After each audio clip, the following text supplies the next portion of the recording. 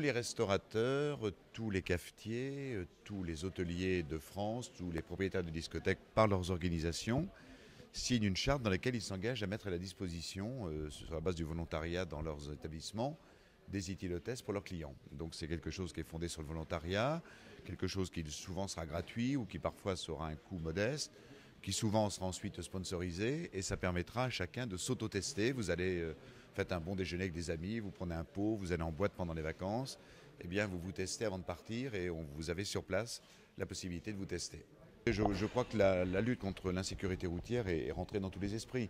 Il y a 20 ans, on était à 16 000 morts dans notre pays. Il y a 10 ans, on était à 8 000 morts. Aujourd'hui, on est autour de 4 000. L'objectif du président de la République, c'est 3 000 en 2012. Je crois que si on a fait ça, ce n'est pas simplement par une politique de radar, de présence accrue des forces de l'ordre, c'est aussi parce que les comportements individuels ont changé et parce que tous les partenaires de la vie collective, je pense en particulier aux hôteliers, aux restaurateurs, aux cafetiers, ont accepté de jouer le jeu. La vie de chacune et chacun, elle est entre nos mains.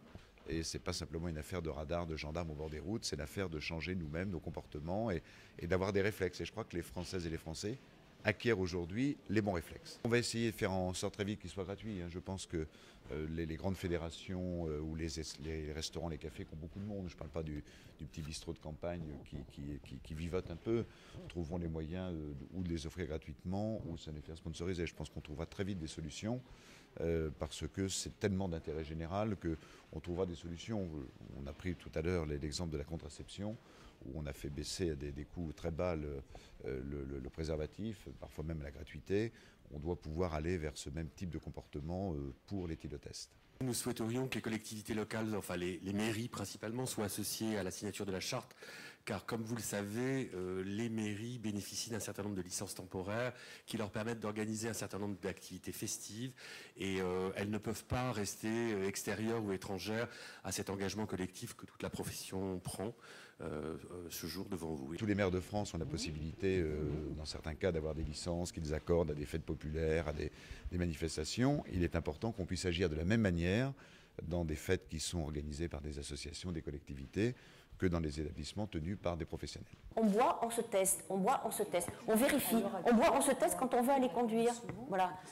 Donc l'objet, c'est que toute personne qui envisage de prendre sa voiture, avant de prendre sa voiture, sache si elle est en état de pouvoir la prendre. D'autant que derrière, il y a aussi des dispositions qui sont prises pour renforcer les contrôles, là où et quand il y a un maximum de danger et d'alcoolisation, de risque d'alcoolisation. Donc il faut effectivement que tout ça marche bien ensemble, c'est-à-dire la prévention, l'information et la sanction. Et tout ça, c'est une politique d'ensemble qui doit être coordonnée. Donc dans la plupart des cas, je crois que certains envisagent que ce soit immédiatement gratuit, d'autres vont chercher des sponsorisations pour la gratuité, et puis quelques-uns au départ pourront s'engager en essayant de tester. Bon, on peut aussi, ça se vend dans les pharmacies, ça se vend ailleurs. Ce qu'on veut, c'est amorcer une pompe et faire en sorte que tous les moyens soient disponibles en fonction de ceux qui vont devoir les mettre en œuvre.